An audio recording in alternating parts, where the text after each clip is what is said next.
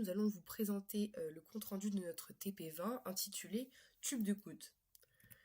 Et donc ce compte-rendu va s'articuler en 4 parties. D'abord la contextualisation, la présentation de l'étude du premier mode, et enfin la présentation de 2 méthodes différentes afin de déterminer la célérité des ondes sonores dans l'air. Donc tout d'abord, pour ce qui est du dispositif expérimental, on disposait d'un tube ouvert aux 2 extrémités, à l'intérieur duquel était placé un microphone. Et à une des extrémités du tube, on met un haut-parleur qui émet des sons de fréquence réglables grâce à un GBF auquel il est relié. Et c'est ce dispositif qui va nous permettre d'étudier le phénomène des ondes stationnaires. Donc nous allons maintenant étudier le premier mode, qui s'appelle aussi également le fondamental, et qui est la plus basse fréquence pour laquelle les ondes stationnaires peuvent être en résonance. Et c'est également la fréquence dont les fréquences probes suivantes sont toutes multiples. Et donc on commence tout d'abord par mesurer la longueur du tube à l'aide d'un mètre. Et donc en raison de la précision de la règle et de notre œil, et également de l'incertitude qui en résulte, on trouve L qui est égal à 100,2 à plus ou moins 0,3 cm. Et on peut également déterminer la valeur théorique de la célérité des ondes sonores dans l'air, en fonction notamment de la température. Et comme il y a une incertitude due à la mesure de la température de la pièce, car on ne possédait pas de thermomètre, on trouve C théorique qui est de 343,5 plus ou moins 3,0 mètres par seconde. Et on a de plus une formule qui nous permet de calculer la fréquence d'une onde au mode 1. Donc F1 est égal à C sur 2L, ce qui nous donne F1 théorique de 171,4 Hz avec son incertitude de 1,5 Hz, trouvée grâce aux formules de propagation d'incertitude.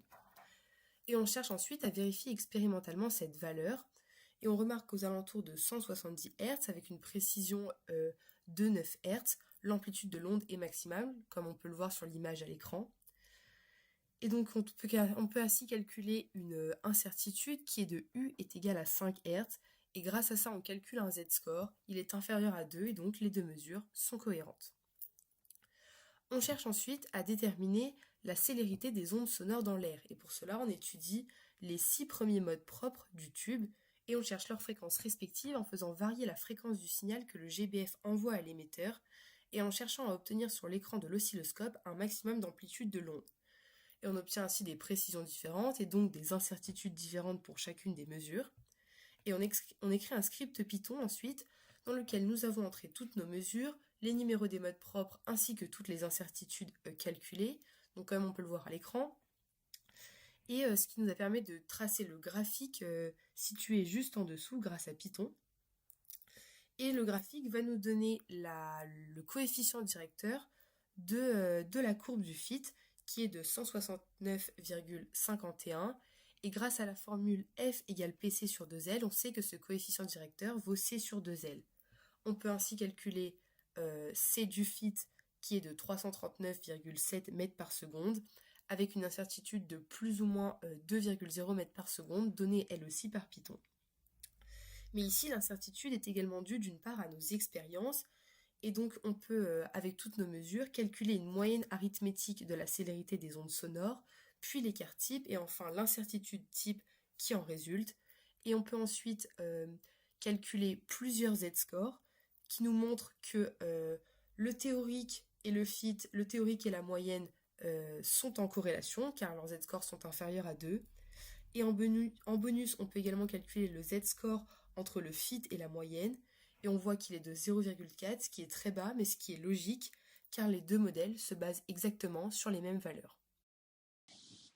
Alors, ensuite on a mis en place une deuxième méthode pour déterminer cette célérité, cette fois en utilisant les nœuds et les ventres qui étaient observables sur l'oscilloscope, puisqu'on avait affaire à une onde stationnaire. Pour ce faire, on s'est placé sur les modes 2 à 6 et on a noté les positions où on pouvait observer ces nœuds et ces ventres. On a eu nécessairement moins de valeur sur le mode 2 que le mode 6, et ce qui nous intéressait c'était la distance nœud-nœud ou ventre-ventre, puisqu'elle est égale à la longueur d'onde divisée par 2.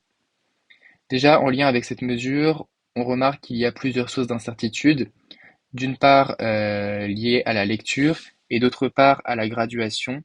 Mais on a considéré que l'erreur qui prédominait, c'était celle sur la lecture, puisqu'il est difficile sur l'oscilloscope de connaître la position précise d'un nœud ou d'un ventre. Et on a considéré qu'on avait une précision aux alentours d'1,5 cm, donc une incertitude aux alentours de 0,87 cm. Par ailleurs, comme on avait plusieurs valeurs pour certains modes, on a utilisé les formules de moyenne et d'écart type pour remplir le tableau, ce qui joue aussi sur la précision et nous a permis d'avoir des valeurs plus proches de la réalité pour les derniers modes qui avaient le plus de valeurs. On en déduit alors la valeur de longueur d'onde pour chacun de ces modes grâce à la formule distance nœud-nœud est égale à lambda divisé par 2. Et pour trouver la valeur de célérité, on utilise de nouveau une méthode graphique grâce à la relation f est égale à c divisé par lambda. Donc en traçant l'inverse de la longueur d'onde en fonction de la fréquence, on trouve alors assez précisément l'inverse de la célérité en coefficient directeur. Il aurait été sans doute plus judicieux de tracer la courbe dans l'autre sens, c'est-à-dire la fréquence en fonction de, la fréquence en fonction de l'inverse de la longueur d'onde. Mais en l'occurrence, il suffit de passer le coefficient directeur à l'inverse et on retrouve la bonne valeur. Le script Python, grâce à un fig, nous donne pour valeur 1 sur c est égal à 0,00272 plus ou moins 0,00011. Donc, on a une célérité qui vaut 365,85 plus ou moins 14 mètres par seconde. On remarque déjà que l'incertitude est très élevée et ça montre déjà que cette méthode n'est pas très précise.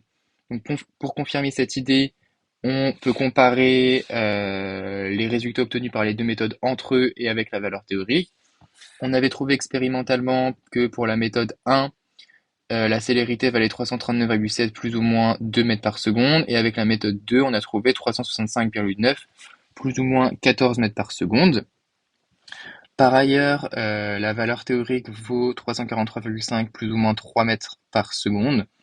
L'incertitude venant du fait que cette valeur théorique dépend de la température et qu'on a une incertitude de l'ordre d'environ 5 degrés sur la température de la salle qu'on a pris à 20 degrés.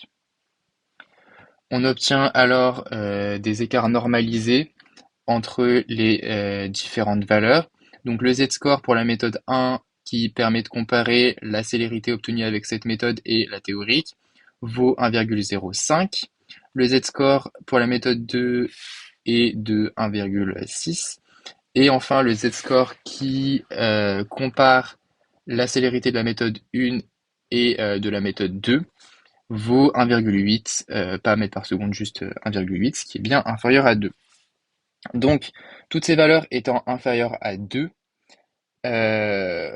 on peut dire qu'elles sont cohérentes avec la théorique, mais les écarts restent assez élevés, avec notamment 1,6 pour la méthode 2 et 1,8 pour le z-score qui compare les deux valeurs. Donc ça nous confirme bien que la deuxième méthode est beaucoup moins précise de par un écart entre méthode 1,2 de 1,8, mais aussi un z-score avec la valeur théorique plus faible pour la méthode 1 que la 2. La méthode 2 présente en effet beaucoup de sources d'incertitude de par les diverses mesures, mais surtout la difficulté à repérer précisément la position des nœuds ou des ventres sur l'oscilloscope. Et finalement, en collant la grille sur le tube, on observe des changements des conditions aux limites, ce qui entraîne des positions des nœuds et des ventres qui sont différentes, mais n'a aucune influence sur la célérité des sons. Merci de votre attention.